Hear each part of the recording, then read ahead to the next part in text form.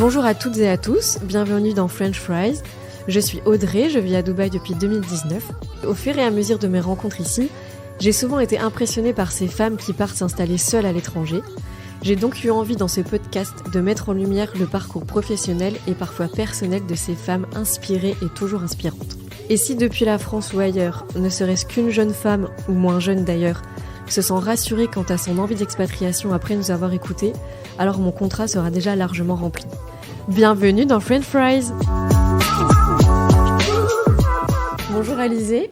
Hello Audrey. Merci beaucoup d'avoir accepté d'être la 4e invitée du podcast. Merci à toi de m'inviter. Donc pour commencer, comme d'habitude, est-ce que tu pourrais nous donner ton âge et depuis quand tu es à Dubaï, s'il te plaît ? Alors, j'ai 27 ans et ça va faire en septembre 2 ans que je suis à Dubaï. Ok, et quel est ton métier ? Alors, je suis entrepreneur dans le monde du marketing. Je suis freelance, j'aide mes clients à rayonner en ligne, on va dire. Est-ce que tu peux nous résumer un peu ton parcours professionnel ? Ça fait 1 an que je suis à mon compte, mais avant ça, j'ai fait une carrière plutôt classique. J'ai toujours été dans le monde du marketing. J'ai fait un master en marketing digital et après, j'ai commencé à travailler en entreprise dans différentes industries. Et c'est seulement l'année dernière que je me suis lancée dans le monde de l'entrepreneuriat. Et donc le marketing, c'est un domaine qui t'a toujours intéressé depuis le tout début de tes études ou est-ce que c'est un peu un hasard qui t'a mené dans cette voie ? Alors, très très bonne question. Merci. Alors, c'est vrai que je ne suis pas directement arrivée au marketing. C'est drôle, mais souvent quand je parle de mon parcours, on me dit « mais comment tu as eu 5 ans de vie ?» Parce que j'ai tenté plein de fois, plein de choses différentes. J'ai commencé à étudier la comptabilité. J'ai travaillé dans un spa en Suisse. J'ai essayé plusieurs choses. J'ai fait des études beaucoup plus théoriques. Et après... je me suis rendu compte qu'il me fallait quelque chose quand même de plus créatif, où je peux rencontrer des gens, et c'est ça qui m'animait. Tu es suisse à la base, c'est ça ? Tu viens Moi, je suis française. Je suis française, mais j'ai vécu un petit peu entre les deux pays, car mon père est né en Suisse et il a toujours habité en Suisse. Ok, et donc tu as fait tes études en France J'ai commencé mes études en France, et après, je me suis expatriée en Autriche. Donc, j'ai continué mes études là-bas. Et je suis rentrée après pour terminer mon master en France. D'accord, donc Dubaï, c'est ta 2e expatriation, si je comprends bien. Exactement. Ok. J'ai déménagé en Autriche quand j'avais 17 ans. D'accord, oui. Donc j'ai commencé l'expatriation assez tôt. Tu étais mineure, donc. J'étais mineure, okay. Ouais, j'étais mineure. J'ai eu mon bac à 16 ans et du coup, j'avais fait 1 an d'études de compta et après, je me suis rendu compte la 2e année que c'était pas du tout mon truc. Donc, pour profiter de l'année qui avait déjà commencé, je suis partie à l'étranger. Et du coup, pourquoi l'Autriche ?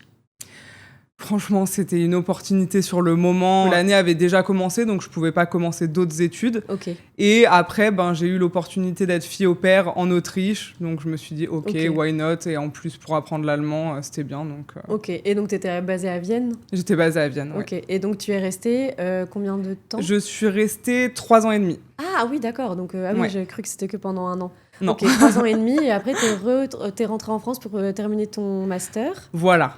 Okay. Voilà, un petit peu sous la pression des parents, j'avais pas forcément envie de rentrer parce que j'aimais beaucoup cette vie à l'étranger et la possibilité de se réinventer, de rencontrer plein de nouvelles personnes. Et mes parents m'ont dit, écoute, c'est mieux pour ta carrière, pour ton cursus scolaire, pour le terminer, et puis après tu feras ce que tu veux. Ouais. Ok. C'est ça. Ok, donc t'es rentrée, terminé ton master, et après, du coup, t'es rentrée combien de temps en France avant de repartir à Dubaï ? Alors, je suis rentrée, je pense, 4 ans. Ok. Alors, ouais, je sais pas si les maths sont bonnes, mais environ 4 ans. Grave, enfin, j'ai terminé mon master, et après, j'ai travaillé 1 an. Ok. Donc, ouais, à peu près 4 ans. Et là, pareil, t'as ressenti que t'avais encore des envies d'ailleurs et que t'avais... un peu la bougeotte ou c'était... Ouais, vraiment. Ok, ouais, c'était autant vraiment. perso que professionnel, ton envie de bouger. Ou plus perso ? Je sais pas. En fait, c'est ce côté d'avoir aucune limite dans les grandes villes. On a des possibilités qu'on n'a pas forcément chez nous.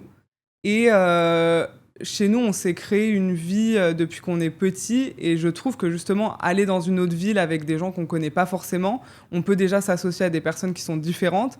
Et aussi, je veux dire, quand on est dans une grande ville, il y a plus d'entreprises, il y a plus d'opportunités pro. Oui, ça bouge déjà un petit... Enfin, le terrain en lui-même déjà est un peu plus... c'est ça. Ok, et du coup, quand tu es rentrée faire ton master, c'était déjà dans le marketing ? Oui. Donc là, tu avais déjà trouvé la voie dans Oui, laquelle oui, tu oui, voulais... oui. Ok. Ouais. D'accord. Et donc, du coup, qu'est-ce qui t'a mené à partir à Dubaï après ton expérience professionnelle en France ? Donc à ce moment-là, j'étais en poste dans un groupe retail à Genève. Et mauvaise expérience, j'étais en couple depuis 4 ans. Et grosse rupture. En fait, pour être totalement transparente, je me suis fait tromper. Donc c'était vraiment pas facile ce moment-là. Les expériences qui te marquent. C'était difficile. C'était vraiment, c'était un peu mon premier chagrin d'amour. C'était un gros coup au moral, mais j'avais toujours eu cette envie de repartir. Donc je me suis dit, ok, je profite de cette expérience, je quitte mon travail et je pars. Ah oui, donc t'as tout quitté et t'es partie... Ah oui, ouais. J'ai quitté mon travail. J'ai quitté mon travail peut-être 3 semaines après qu'il y ait eu la rupture. Ah oui, donc rupture, démission, je pars. Je trouve ça génial. Ok. Est-ce que tu connaissais des gens qui t'avaient déjà donné des idées un peu par rapport à Dubaï ? Est-ce que tu connaissais un petit peu le monde du travail ici ou... Alors, le choix de Dubaï, il n'était pas hyper instinctif. Ça veut dire que c'était pas un rêve pour moi de base. Mais par rapport à mon domaine, donc j'étais quand même spécialisée social media, c'est vrai qu'en Suisse, c'était hyper limité. Donc je me suis dit, je regarde un petit peu LinkedIn, ce qu'il y a comme poste ouvert. Et il y avait Londres et Dubaï qui étaient des options qui étaient sympas. Ouais, okay. Et après, au niveau du temps, on va dire, ouais, c'est vrai que bon. Je me suis dit, ok, Dubaï, ça va peut-être être un petit peu soleil, plus plaisant. C'est quand même cool. Ok. Donc voilà. Oui, d'accord. Donc grosse décision en un temps assez réduit quand même au final. C'est ça. Et du coup, par rapport au fait que tu as vécu 2 expatriations, est-ce que tu identifies des choses que ça t'a apporté personnellement ? Peut-être que des choses que tu n'aurais pas apprises ou ressenties si tu étais resté en France ? Je pense que ça m'a apporté énormément d'adaptabilité. Je ne sais pas si c'est un mot qui existe. Si, je crois. En fait, cette facilité de s'adapter aux différentes personnes. Déjà, quand je suis rentrée la première fois après l'Autriche, et puis encore maintenant, dans mes expériences pro ou même dans mes challenges du quotidien perso, je vois que j'arrive à m'adapter aux différents types de personnes que j'ai en face de moi. Mais surtout ici, on rencontre plein de gens avec des nationalités différentes, des cultures différentes, et si tu t'adaptes pas, tu vas toujours être malheureux parce que... je veux dire, la personne en face de toi, elle a une éducation qui est différente et du coup, il faut plutôt voir ça comme une richesse plutôt que se foncer dans un mur et se dire ok, on est différent. Ça me parle beaucoup ce que tu dis parce que moi du coup j'ai un enfant qui a 2 ans et demi et là il va à la crèche, il est avec des enfants je sais pas d'une dizaine de nationalités différentes, il va grandir avec des gens qui viennent de partout. Son cerveau saura depuis qu'il est né que oui, il y a des gens qui sont différents, que le monde est grand, qu'il y a plein de pays différents, qu'il y a plein de religions différentes, qu'il y a plein de cultures, de valeurs différentes et que c'est ok et que c'est cool et que c'est pas parce que la personne à côté de toi elle réagit pas exactement comme toi que ça veut dire qu'elle a tort, ou au contraire il saura pourquoi il a raison de penser ce qu'il pense, etc. Et c'est une richesse infinie, quoi. En plus, vu que t'es partie quand t'étais mineure, je trouve qu'à 17 ans, c'est quand même un âge où tu te construis encore, quoi. Et le fait que ça se mette un peu dans ton cerveau, même de manière inconsciente, quand t'es dans une période où tu te construis, je trouve ça vraiment beau de pouvoir t'en rendre compte aujourd'hui et que ça t'a apporté ça, même dans ta vie d'aujourd'hui, de maintenant. C'est clair. Franchement, ça m'a énormément apporté et... Maintenant, par rapport à certaines situations, des fois, je vois la réaction de d'autres personnes, et je me dis, ok, ça, c'est un manque d'ouverture d'esprit. C'est rigolo parce que moi, sans forcément cibler des potes en particulier, mais je sais que je suis souvent... tu sais, t'es toujours un peu dans des conversations, tu critiques un peu les gens, machin, et moi, maintenant, je suis en mode... on s'en fout en fait. Ouais, on s'en fout. Laissez les gens vivre en fait. Enfin, je sais pas, la vie est déjà assez... le contexte international est déjà assez horrible pour que, en plus, si entre nous, mais c'est clair. On passe son temps à dire ah, t'as vu, machin, truc... laissez les gens vivre en fait, c'est bon, on s'en fiche quoi. Si par rapport à... Là j'allais te poser la question sur Dubaï, mais tu peux étendre à ton expérience en Autriche. Est-ce que tu aurais, je sais pas, 1 ou 2 challenges que tu as réussi à identifier par rapport au fait de s'expatrier ? Pas forcément les challenges que tu as eu sur place, mais le fait de partir seule, en tant que femme ou pas d'ailleurs, mais le fait de partir loin de chez toi. Est-ce que t'en aurais 2 principaux qui te viennent en tête ? Alors, le premier challenge qui me semble évident, c'est le manque de la famille. Oui. Moi, je suis très, très, très proche de ma famille. Et j'ai 3 petites sœurs. Je suis très proche de mes parents. Et c'est vrai que c'est un manque que je vis tous les jours. Ouais. Oui, vous aussi, c'est un Ouais. girls gang. Nous, on est 3 filles aussi chez moi. Donc Ah je bah comprends. voilà, Ouais, je c'est vrai que comprends. ça peut être pesant, c'est vrai. Franchement, c'est hyper compliqué. Après, c'est pour ça que c'est important de garder la famille dans ses priorités. Moi, je passe minimum 1 heure par jour au téléphone avec ma famille. Enfin, peu importe la personne, ma mère, mes sœurs, mon père, etc. Mais c'est vraiment hyper important de recentrer, de savoir d'où je viens. Et là, c'est vraiment un de mes goals, c'est d'avoir la liberté financière de pouvoir rentrer tous les 3 mois et de pouvoir voir ma famille et mes proches aussi qui sont restés, qui sont dans ma ville ou Tu dans viens d'autres d'où, villes. en fait, je t'ai même pas demandé. Alors, je viens d'une petite ville en Haute-Savoie qui Haute-Savoie, s'appelle d'accord. Saint-Julien-Genevois. Ok. Est-ce que tu avais déjà essayé de prendre contact avec des gens qui étaient sur place ou t'es vraiment arrivée toute seule Alors oui, j'ai pris contact avec toutes les personnes que je connaissais qui avaient un lien avec Dubaï. Je me suis dit, il faut pas du tout hésiter. J'ai contacté vraiment tout le monde, même des personnes avec qui j'avais plus forcément contact, mais juste en fait pour avoir des informations sur la ville, pour savoir quel type de salaire il faudra avoir pour mener une bonne vie. Non, mais c'est intéressant que tu aies osé parce que des fois on n'ose pas trop, tu vois. On se dit, je vais rester un peu dans ma bulle, faire un peu mon trou, mais c'est vrai que je pense que c'est surtout ici, c'est quand même assez important d'être un peu entouré. Ouais, je pense que ça, c'est vraiment un bon conseil pour toutes les personnes qui veulent s'expatrier, que ce soit à Dubaï ou autre, c'est de pas hésiter à contacter des personnes, qu'on les connaisse ou non, d'ailleurs, même sur LinkedIn, si par exemple il y a une entreprise... Enfin, c'est un peu notre dream job, ne pas hésiter à envoyer un message sur LinkedIn et poser des questions. Rien. Des fois, on se met un peu des barrières alors que... Mais oui, et puis après, c'est clair qu'il y a des gens qui sont plus ouverts que d'autres, mais... Oui, ça marche pas à chaque fois, mais... Mais il y en a plein qui sont vraiment là, qui vont prendre le temps, même qui vont proposer de t'appeler ou quoi, et de donner plein de conseils. Parce que toi, du coup, quand t'as choisi Dubaï, est-ce que ton idée, c'était de trouver un job en tant qu'employé ? T'avais pas encore cette idée de te lancer à ton compte ? Alors, j'avais toujours eu cette envie d'entrepreneuriat, mais clairement, ça s'inscrivait pas à ce moment-là de ma carrière. J'avais envie de trouver un job avec un salaire. C'était peut-être un peu plus rassurant. Oui, exactement. Oui, je comprends. Exactement. Donc, j'avais envie de trouver un job.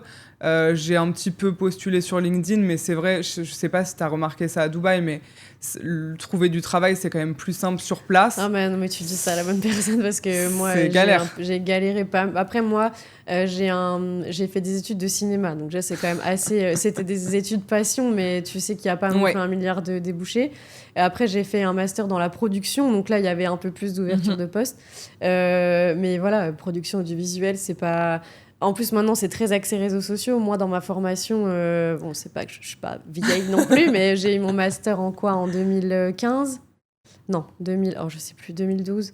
Bref, non, on va dire dans les années entre 2012 et 2015. C'était pas encore, c'était le tout début, quoi. Il y avait les réseaux sociaux, mais c'était pas encore aussi étendu au niveau des entreprises, etc. Arrivé à Dubaï avec un parcours professionnel dans un milieu assez spécifique, oui, moi, LinkedIn, clairement, c'était... Enfin, il y a peut-être des gens qui ont trouvé via LinkedIn, mais en tout cas, moi, avec mon réseau, mon parcours professionnel, ça s'appliquait pas du tout, quoi. J'ai toujours réussi à trouver, mais avec des vecteurs différents. J'avais pas forcément beaucoup de réseaux non plus. Mais ouais, non, la recherche de boulot à Dubaï, on en avait un peu parlé dans l'épisode numéro 1 avec Julie. Mais c'est vrai que par rapport... moi, je viens pas d'une grande école. J'ai pas fait une école de commerce, etc. J'ai fait une petite fac à Nancy que j'ai adorée. Mais voilà, j'avais pas un parcours, j'avais pas des grands noms sur mon CV, etc. Tu vois, mais... Je vois totalement ce que tu veux dire. Moi non plus, j'ai pas fait forcément une grande école. Mais ce que je dis toujours, et c'est le conseil que je donne à mes sœurs, mes 3 petites sœurs, je leur dis... Ok, vous avez ce que vous avez, mais vraiment essayez d'en tirer le maximum de profit. C'est pas grave. Non, mais t'as raison, c'est sûr. C'est une petite école, mais je vois autour de moi des gens qui ont fait des grandes écoles et qui n'ont pas forcément des gros résultats. Aussi. Non, mais c'est clair. C'est ce que t'en fais. En plus, j'ai l'impression, enfin, je sais pas ton impression à toi, mais à Dubaï, j'ai l'impression que t'as plus de chances de tomber sur un recruteur qui marche au feeling. Ouais. Moi, j'ai eu accès à un poste dans le marketing, dans la création de produits. J'avais jamais fait ça. Et j'avais postulé pour un autre truc où j'avais déjà un peu étiré tout ce que je pouvais dans mon CV pour que ça colle à peu près à l'annonce. Qui ne fait pas ça? Donc il m'avait reçu pour un poste en marketing. Il m'a dit, mais en marketing, j'ai des meilleurs CV. Je dis oui, évidemment. Ouais. Il m'a dit, mais par contre, j'aime ta façon de penser. J'ai besoin de quelqu'un à ce poste-là. Et en fait, j'ai besoin de quelqu'un qui n'est pas formé parce que j'ai besoin justement que cette personne se réfléchisse un peu à ma façon. Ouais. Et du coup, ça avait trop matché. Et malheureusement, j'ai perdu le poste à cause du Covid parce que c'était un poste en lien avec la Chine. Ok. Du coup, voilà, c'était vraiment un très mauvais timing. Mais après, je dis pas que ça arrive jamais en France. Il y a peut-être des recruteurs qui marchent un peu comme ça, mais j'ai l'impression que c'est quand même plus répandu ici. Je pense que c'est aussi un petit peu la nouvelle génération où on met en lumière plus les soft skills. Non, c'est vrai, et de se dire que en fait, c'est la personnalité, c'est la motivation de la personne qui va faire que sur le long terme, elle va être apte à faire les tâches, parce que je pense qu'on peut tout apprendre un peu sur le tas. Évidemment qu'il y a des connaissances théoriques qu'il faut avoir. Donc, pour revenir à toi, donc tu arrives à Dubaï, tu es arrivé avec un visa touriste ou est-ce que tu avais trouvé du boulot avant de venir du coup ? Alors non, je suis arrivée avec un visa touriste en me disant ok, bon bah j'ai 3 mois et on verra comment ça se passe, je vais trouver du travail rapidement. Du coup, comment t'es venu avec toutes tes affaires, t'as directement loué un logement, etc. ou t'es plus venu un peu à l'hôtel j'ai loué un Airbnb pendant un mois. D'accord. Parce que du coup je pouvais pas prendre de logement à l'année, mais si j'avais pu, je l'aurais fait aussi. Et parce que pour ceux qui savent pas, à Dubaï, quand on prend un logement, on s'engage sur 1 an. Oui. Et maintenant ça a un peu changé, mais il y a quelques années tu devais payer 1 an de loyer d'un coup. Oui, exactement. Et maintenant on peut diviser, mais il faut quand même au moins sortir minimum un quart de l'année en loyer, donc c'est sûr que oui, c'est quand même quand t'es un pas investissement. sûr, ouais, ok, donc t'avais pris un Airbnb pour le premier mois. J'avais pris un Airbnb pour le premier mois, et en fait ce qui est drôle, c'est que quand j'étais à l'aéroport en connexion pour Dubaï, j'ai eu une invitation à un entretien. Ah, ok. Et du coup, donc là, déjà, j'étais hyper contente. Et en gros, l'entretien, il s'est déroulé 1 semaine après que j'arrive ici. Et il s'est avéré que j'ai eu le poste. Donc ça fait très rapidement. Et ça s'est super bien aligné. Donc j'étais contente. Ok. Et donc, t'as commencé à travailler directement après être arrivée, en fait. Exactement. Ok. Et comment ça s'est passé ? Est-ce que ça a été difficile de faire ta prise de poste en même temps que tu découvrais une nouvelle ville et un nouveau pays ? Ou t'as pas forcément ressenti... Franchement, j'étais heureuse de pouvoir avoir un poste rapidement parce que c'est vrai que c'est un gros challenge quand on est à Dubaï sans travail. La ville est quand même chère, oui, ça va. Donc ça fait peur. Quand on vit sur ses économies, on a peur, Voilà, c'est quand même très stressant. Donc j'étais contente de commencer rapidement. Et puis surtout que j'étais dans une entreprise où il y avait pas mal de jeunes qui étaient hyper accueillants et ils m'ont direct intégré dans leurs sorties, s'ils faisaient des activités, et du coup, je me suis sentie cool. Accueillie. Oui, donc ça a été plutôt doux, ton arrivée. Okay. Oui. Et est-ce que tu as eu de mauvaises surprises par rapport à la ville en elle-même, ou est-ce que ça a été aussi doux que ta prise de poste dans l'entreprise ? Alors, par rapport à la ville, le challenge que j'ai rencontré, c'était peut-être pour rencontrer des personnes au-delà du cadre événementiel, soirée, pour avoir des personnes avec qui on tisse des liens, avec qui on va faire des dîners, avec qui, des personnes qu'on peut appeler quand on a un problème le soir, quand on se sent seul. Donc, constituer un cercle un peu plus proche. Exactement. Ok. Ça, pour moi, c'était plus un challenge, et les premiers mois, ça a été difficile de trouver des personnes comme ça, mais avec le temps et avec la persévérance, on peut trouver des très très bonnes personnes. D'accord. Et je sais que tu m'avais déjà dit que pour toi, vraiment, le côté communautaire et networking a été très important dans ton arrivée. Est-ce que c'était déjà le cas avant que tu te mettes à ton compte ? Est-ce que c'est quelque chose que tu as ressenti dès que tu es arrivée ? Ou est-ce que c'est quelque chose sur lequel tu as dû travailler un peu plus en décidant de devenir indépendante dans ton métier ?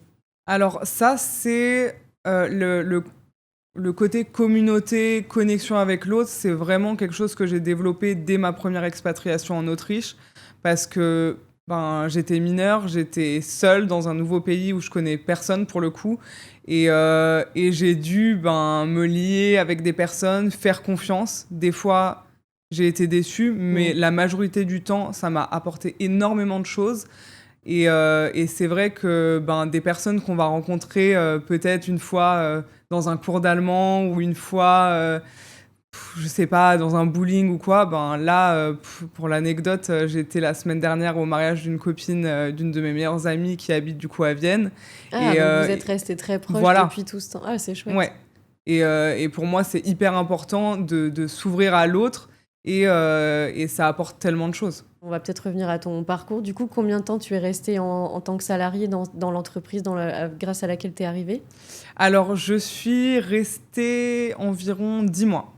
10 mois. Ah, d'accord. Donc, ça n'a pas été très long, finalement. Non, pas du tout. Et c'est toi qui as décidé de partir ou... Alors, non. J'ai été licenciée. Ok.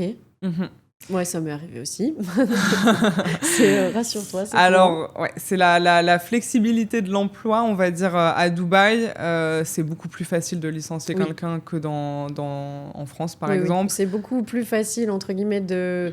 Bon, en fait, on a dit que c'était difficile de trouver un emploi, mais disons que ça peut aller beaucoup plus vite qu'en France. Sur un petit match avec quelqu'un, t'as le poste, t'as des responsabilités rapidement. Mais par contre, oui, du jour au lendemain... Ouais, c'est ça, et c'est hyper challengeant, et vraiment, j'étais pas du tout prête à ça. Après, bon, ce qui m'a rassurée, ce n'était pas une raison qui était prise par rapport à mon travail, c'était vraiment par rapport au budget. Donc ça, mais tu t'y attendais pas du tout, par contre, non, quand c'est arrivé. Non. Ah oui, donc, alors, une semaine avant, on va dire que j'ai eu un petit gut feeling qu'il se passait quelque chose, mais par rapport à mon travail, tout allait bien, donc j'aurais pas pensé. Et c'est vrai que ça amène à un stress supplémentaire parce que ici il y a pas le chômage.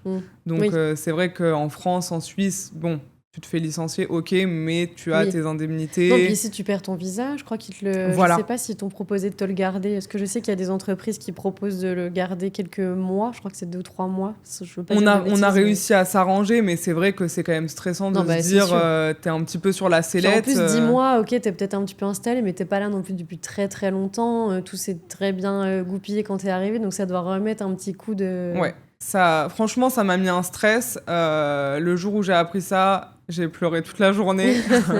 Mais en fait, j'étais plus stressée de l'annoncer à ma maman, par exemple, que de le vivre que en soi. Que ton entourage voit ça comme elle est partie, puis au final, c'est un échec, quoi. Et qu'ils aient peur aussi pour moi. Ouais. Ah oui, tu veux dire qu'ils s'inquiètent. J'avais vraiment peur de ça. Mais voilà, on va dire que vraiment, c'était un mental breakdown ce jour-là. Et le soir ou le lendemain matin, je me suis dit, ok, maintenant, bon, je suis là, j'ai plus de travail, donc il faut que je trouve une solution. Et c'est là où je me suis dit, écoute, t'as toujours eu envie de te mettre à ton compte. Bah, maintenant, t'as plus rien à perdre, donc fais-le. Je savais un petit peu ce que je pouvais proposer. J'avais déjà des clients à côté de mon travail. Donc, on va dire que j'ai continué sur cette lancée-là, j'ai précisé mon offre, et c'est encore quelque chose que je fais à l'heure actuelle parce que ça va faire 1 an d'exercice, donc je suis encore en train de perfectionner et de savoir ce que j'aime faire, vers quel type de client j'ai envie de me tourner, et voilà, c'est un apprentissage continuel. Est-ce que tu as aussi eu besoin de ce côté un petit peu communauté et groupe pour recréer ton cercle proche ? Déjà, donc, avec le travail, ça m'a aidé. Et puis, je trouve que si on trouve des personnes bien, généralement, elles ont déjà, un bon cercle. Donc, quand on est invité dans des événements, voilà, ne pas hésiter à prendre le contact d'autres personnes et puis après les voir. Et puis, finalement, on tisse des liens. Et aussi, par exemple, à la salle de sport. Voilà, j'ai essayé de faire des... Moi, jamais parler aux gens à la salle de sport, c'est rigolo. En fait, je sais pas, je me dis, par exemple, on est tous dans le même bateau. Non, donc, mais t'as totalement raison. Hein. Donc, je sais pas, quand on fait un exercice, je vais commencer à parler avec la personne à côté, et puis ça matche pas toujours, mais juste déjà créer du lien pour pas se sentir seul, parce que c'est vrai qu'on est dans l'entrepreneuriat, on est souvent seul, donc ça c'est cool. Et puis après, mine de rien, des fois ça part de rien et après ça peut devenir vraiment des vrais amis. Donc voilà, avec différents types d'activités, j'ai pu rencontrer beaucoup de gens, et aussi grâce à l'église. Là, j'ai vraiment rencontré une communauté qui était tellement accueillante, qui m'a accueilli les bras ouverts, et où je me suis sentie comme à la maison. D'accord. Oui, parce que c'est vrai qu'on avait discuté et j'avais compris que donc, ta foi est quelque chose de très important dans ta vie. Et du coup, ça m'intéressait d'en parler. Donc évidemment, je t'avais demandé ton accord avant, vu que c'est quelque chose quand même de très personnel, et j'avais pas envie de mettre en avant quelque chose pour lequel j'étais pas légitime ou quoi que ce soit. Donc merci beaucoup d'accepter déjà de nous partager ça. Avec plaisir. Du coup, voilà, est-ce que tu peux... parce que moi, personnellement, c'est pas... Avant d'arriver à Dubaï, je m'étais dit c'est un pays musulman. Et vu que personnellement, la religion ne fait pas forcément partie de ma vie, c'est vrai que ça m'avait même... Enfin, ça paraît logique, mais ça m'était pas venu à l'idée de réfléchir. Est-ce qu'il est possible de pratiquer une autre foi que la religion musulmane à Dubaï? Donc, est-ce que ça t'embêterait de nous expliquer un petit peu voilà, comment c'est organisé, s'il y a d'autres... Parce que toi, c'est donc la religion catholique, c'est ça? Exactement. Donc s'il y a d'autres catholiques qui nous écoutent et qui se sentent un peu seuls et qui ont besoin un peu de rencontrer des gens, comment est-ce que toi tu as fait pour avoir des contacts ou Alors, déjà, c'est vrai que l'information qui est un petit peu surprenante, c'est que la communauté catholique de Dubaï est la plus grande communauté au monde. Ah oui, d'accord. Donc, il y a énormément de personnes catholiques à Dubaï, avec énormément aussi de nationalités. Il y a 2 églises et dans chacune des églises, il y a en fait des messes au cours de la semaine en plein de langues différentes. J'ai même pas envie de dire de bêtises, mais plein de langues différentes, que ce soit français, espagnol, italien, indien. D'accord. Et du coup, ça rassemble beaucoup de monde. Quand je suis arrivée à Dubaï, j'avais déjà des croyances. Ma famille n'était pas vraiment pratiquante, mais j'avais quand même déjà un parcours de foi. Ouais, c'est ce que j'allais te demander, si est-ce que la religion était déjà très prégnante dans ta famille ou t'étais pas forcément pratiquante autant avant d'arriver à Dubaï? Pas du tout. Ok. Pas du tout. On va dire que j'avais commencé mon parcours de foi, j'avais eu mes sacrements jusqu'à la profession de foi, et après je m'étais arrêtée. Mais c'est vrai que j'avais déjà le côté croyance, mais j'avais pas la pratique. D'accord. Mais c'était déjà quelque chose qui faisait partie de ta vie, toujours un petit peu là, dans le fond de ton esprit, ou il y a vraiment des années pendant lesquelles t'as pas du tout pratiqué ta religion? Non, je pratiquais pas du tout. D'accord. La religion n'avait pas vraiment de place dans ma vie. D'accord. Et en arrivant ici... je pense que c'est beaucoup grâce à la communauté que j'ai réussi à évoluer et à trouver l'importance de la foi et comprendre que ça allait prendre une énorme place dans ma vie. Ouais, c'est beau. En fait, lors d'une messe, après, j'ai rencontré une dame qui m'a mis en lien avec en fait une communauté de jeunes qui se retrouvent tous les mois. Et grâce à eux, j'ai vraiment pu comprendre l'importance de la foi, de la prière. Et je peux dire que ça a changé ma vie. Ouais. Ouais, je trouve ça magnifique, puisque moi, en toute transparence, je suis athée. Donc la religion, forcément, n'a pas forcément de place dans ma vie personnelle. Mais par contre, j'ai toujours été touchée par la ferveur, par le rassemblement, que ce soit... je sais que j'étais en voyage au Sri Lanka et je me suis retrouvée par hasard au milieu d'un festival, je crois que c'était hindou, mais je suis plus sûre à 100%. Parce qu'en fait, moi, je visitais juste le temple et en fait, mais ça m'a mis les larmes aux yeux de voir tellement de gens rassemblés autour d'un moment, tu vois. Et moi, le parallèle est un peu peut-être mal dit, mais moi, je suis passionnée de sport et je retrouve un peu ça dans le sport, vraiment dans des moments uniques où tout le monde est en communion. C'est vraiment quelque chose qui me touche dans ma vie personnelle. Donc, je trouve ça très beau que tu aies pu profiter de ce moment de gros changements personnels et professionnels pour te questionner vraiment sur ce qui t'anime dans la vie. Et, ouais. Ce que j'ai trouvé hyper positif et hyper touchant, c'est que dans ce groupe-là de jeunes, il y avait des gens qui venaient d'une famille très pratiquante. Donc évidemment, ils avaient beaucoup plus d'expérience que d'autres personnes comme moi ou même d'autres personnes qui n'étaient même pas encore baptisées. On avait moins d'expérience dans le côté pratique de la foi, dans la prière, dans les célébrations, etc. Mais on avait une foi qui était plus... jeune, tu sais, cette flamme, elle est là, elle brûle et on a envie d'apprendre. Et en gros, le fait de pouvoir discuter lors des soirées qu'on faisait, des dîners, on pouvait échanger et j'ai énormément appris. J'ai énormément appris de chaque personne, que ce soit des personnes qui avaient l'envie de se faire baptiser ou des personnes qui étaient nées dans une famille ultra pratiquante. Ok, et du coup, tu t'es fait baptiser depuis ? Alors, en fait, j'étais déjà baptisée.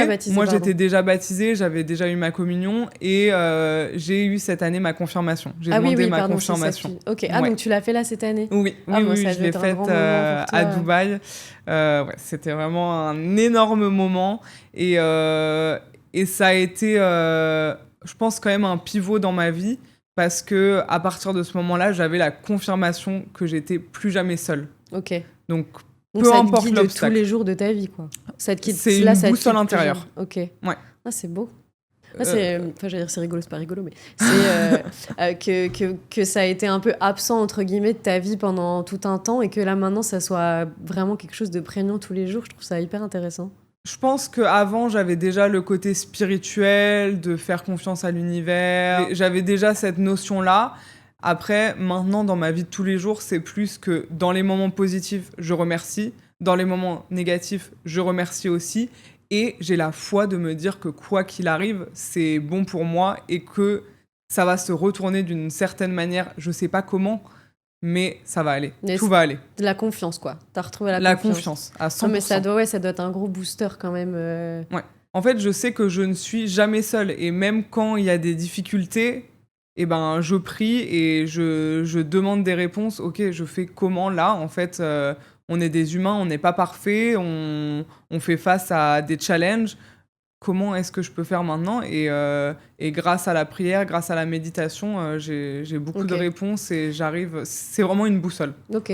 J'ai une question très stupide, mais est-ce que tu peux faire des prières de chez toi ou est-ce qu'il faut que tu sois à l'église pour que tu ressentes le fait que ta prière soit entendue? Je sais pas si ma question est claire. Alors... Parce que quand tu dis la méditation, je suppose que c'est des méditations que tu peux faire chez toi seule. Oui. Oui. La prière, c'est important. C'est vraiment devenu... Ça a pris une grosse place dans ma vie au quotidien. Donc c'est vraiment à la maison. Voilà, après chacun a sa manière de prier. Enfin, même juste le fait de faire des louanges. Moi, j'adore la musique. Donc tous les matins, j'écoute mes chants, je chante à fond et ça me donne vraiment cette sensation de gratitude et de confiance pour l'avenir. Et voilà, et je prie le soir ou par exemple, voilà, avant un événement, avant un rendez-vous important, je vais prier, je vais demander d'avoir l'intelligence, la confiance en moi et vraiment, ça m'aide énormément. Mais par contre, je trouve que c'est important d'aller à l'église toutes les semaines, ou en tout cas, voilà, chacun fait comme il peut, mais c'est important d'avoir ce lien avec l'église parce que du coup, de un, c'est un lien avec la communauté et de deux, ça nous ramène, ça nous donne un peu un cycle, un attachement chaque semaine. Ça te ramène au socle un peu oui, de... Oui. Ouais, c'est hyper inspirant parce que c'est vrai que... Bon, en plus, moi, c'est pas quelque chose qui fait partie de ma vie, mais c'est vrai qu'il y a souvent un petit peu des clichés, mais que ce soit de toute religion confondue, je parle pas forcément de la religion catholique, mais avec cette image un peu vieillissante, quoi, avec des codes très rigides, etc. Et quand, tu vois, quand je te dis que tu chantes le matin chez toi et tout, c'est pas du tout l'image qu'on a, tu vois. Maintenant, je trouve c'est intéressant de remettre un peu un coup de frais et puis de montrer que même dans un pays musulman, c'est possible de pratiquer sa foi en toute confiance et sans barrière, quoi, finalement. C'est clair. Dubaï est hyper ouvert sur ça, donc il y a 2 églises catholiques, mais je sais qu'il y a d'autres églises aussi. Elles sont dans la ville, enfin elles sont dans Dubaï? Oui, il y a une église à Oudmeta et une église à Jebel Ali, donc un peu des deux côtés. Et puis après, il y a plein d'autres églises protestantes, orthodoxes. Voilà. Et tu peux trouver facilement les adresses, etc. C'est Exactement, pas quelque chose... exactement. Si on cherche sur Internet, on trouve facilement. Et puis après, il y a aussi toutes les communautés en fonction des langues. Et voilà, et après, même pour les autres religions, c'est quand même très, très ouvert, Dubaï. Le fait de retrouver ta foi vraiment aussi fort, est-ce que ça t'a aidé aussi avec ton parcours professionnel quand tu t'es lancé à ton compte? Ça t'a aussi donné confiance dans ce que tu faisais professionnellement? Ça m'a énormément aidé, premièrement par rapport à ma mission. Moi, ma mission, c'est de pouvoir aider mes clients. Chaque jour, je me lève, je fais quelque chose que j'adore, mais ma mission, c'est d'aider la personne que j'ai en face de moi à atteindre ses objectifs, quoi. Et du coup, dans la foi chrétienne, c'est quand même une valeur qui est extrêmement importante, de se tourner vers l'autre, d'aider. Et ça m'a aussi aidé dans mes questionnements, mes doutes, un peu ma confiance en moi, où souvent j'ai eu le syndrome de l'imposteur, où je me disais... Non, je suis pas du tout assez. Pour qui je me prends, en fait non, en fait, non. En fait, je suis compétente. Ouais, je suis compétente. Ça fait un moment que je fais ça. Ok, peut-être je suis pas parfaite, je sais pas tout encore, mais si j'essaye pas, je vais pas avancer. Donc, avec la foi et avec la méditation, j'ai pu trouver beaucoup de force. Moi, la connexion avec l'autre, c'est hyper important parce que je trouve qu'on grandit énormément. grâce à ça. C'est chouette. Ça te rebooste et puis je trouve que vu qu'on est tous dans le même bateau, on cherche tous quelque chose ici à Dubaï. C'est un pays où on vient pour atteindre ses objectifs. Et du coup, on est tous dans une évolution et le fait qu'il y ait quand même 3/4 d'expatriés, du coup, on peut tous s'entraider et les gens sont hyper open à te connecter avec quelqu'un ou te donner des conseils. Donc, je trouve que c'est un bon résumé de la dynamique, en tout cas, que je ressens moi en ce moment. Peut-être que ça changera, mais je trouve que c'est bien vrai. Et du coup, est-ce qu'aujourd'hui, tu te sens aligné par rapport à, je sais pas, à ton bien-être personnel, professionnel, ou est-ce que tu identifies qu'il y a encore des points, que ce soit liés à Dubaï ou pas, mais est-ce que là, tu dirais que tu as quand même atteint pas mal d'objectifs que tu avais avant d'arriver, ou est-ce que tu te sens encore sur un chemin de progression? Alors, je pense qu'il y a toujours de la progression, c'est un chemin qui est infini, mais j'ai quand même coché beaucoup de cases. J'ai atteint un état de paix. Et pour moi, c'était vraiment un objectif. Je me sens bien avec moi-même, j'ai pu réapprendre ma valeur personnelle et ça m'a beaucoup aidé dans mes relations avec les autres, que ce soit pro ou perso. Et j'ai envie d'évoluer, on va dire que j'ai des objectifs pro qui sont plus hauts, j'ai envie de créer une famille, j'ai envie de... Voilà, j'ai plein d'objectifs. Ton chat ne te suffit pas, Alizée? Oh, ma poppy. Oui, parce que le chat d'Alizée est très important dans sa vie, je sais. Oui, non, mais c'est vrai que ça m'a beaucoup aidé au départ parce que je l'ai adopté... Moi, je suis fan de mon chat aussi, donc il n'y a aucun jugement. Voilà. Non, mais c'est vrai que des personnes qui n'ont pas d'animaux, des fois, se posent la question de mais se les dire... gens sont fous. Ouais, on est fous. Mais non, mais c'est vrai que je l'ai adopté peut-être 4 mois après être arrivé et j'ai vraiment vu la différence. Ouais. Ah, mais c'est mignon. Ouais. Mais c'est déjà bien que tu sentes que ta place, elle est ici, quoi. J'ai l'impression que tu es quand même assez aligné dans ton projet, personnellement, psychologiquement, professionnellement, donc c'est... En tout cas... C'est déjà très inspirant de... Dès qu'on me pose la question, tu dois rester à Dubaï, tu veux rentrer, enfin voilà, on me pose la question sur le futur. Moi, je suis plus en phase avec les opportunités qui s'offrent à moi. Non, mais je comprends tout à fait. Et c'est un peu... C'est ça la vie. C'est pas facile de répondre à la question, tu dois rester combien de temps? Je sais pas... On verra, quoi. Franchement, pour moi, c'est impossible de répondre. C'est impossible de répondre maintenant. S'il y a une opportunité qui s'offre à moi demain, qui est grosse et avec laquelle je me sens alignée, je déménage direct, vraiment. mais là, je me sens bien, je me sens alignée, j'ai ma routine, j'ai mon environnement, donc je reste ici. Et je travaille pour avoir un bon équilibre, pouvoir rentrer, voir ma famille. Voilà. Pour le contexte, on s'était rencontrés juste à un apéro et on avait discuté 5-10 minutes. Et ça se sent que t'es en paix, en fait. Je sais pas comment dire, mais ça sent que t'es posé, que tu vois, t'es en paix avec ce que tu fais, que t'es bien dans ta vie, bien dans tes baskets et tout. Ouais, cette expression est très vieille, mais on comprend. et ouais, notre discussion m'était un peu restée en tête. Moi, je suis un peu touchée par des femmes qui arrivent seules, parce que moi, je suis venue avec mon mari et honnêtement, je sais pas, je dis pas que je l'aurais jamais fait, mais si tu me poses la question là comme ça, je sais pas si j'aurais osé partir seule. Et voilà, il y a plein de femmes et de jeunes, moins jeunes, même vieilles, qui arrivent seules et qui voyagent seules et qui s'expatrient. Et je trouve ça génial. Le monde est grand, autant en profiter.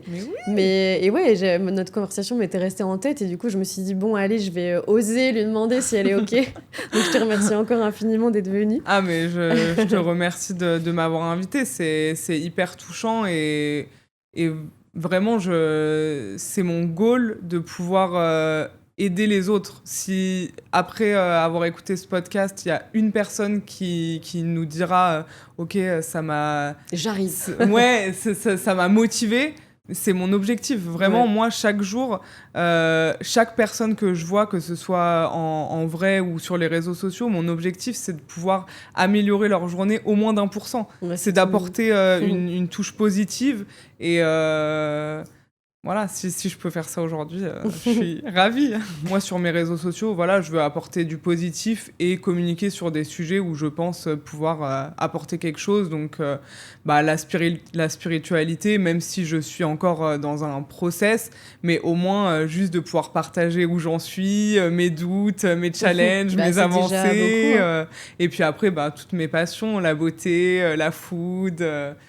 et même la création de contenu, le fait de créer, moi je trouve que c'est... Je sais pas, c'est hyper rafraîchissant, c'est hyper stimulant, quoi. Ben, c'est une très belle conclusion. Je te remercie beaucoup d'être venu à mon micro aujourd'hui. Merci beaucoup. Et je te souhaite plein de bonheur pour la suite. Merci beaucoup.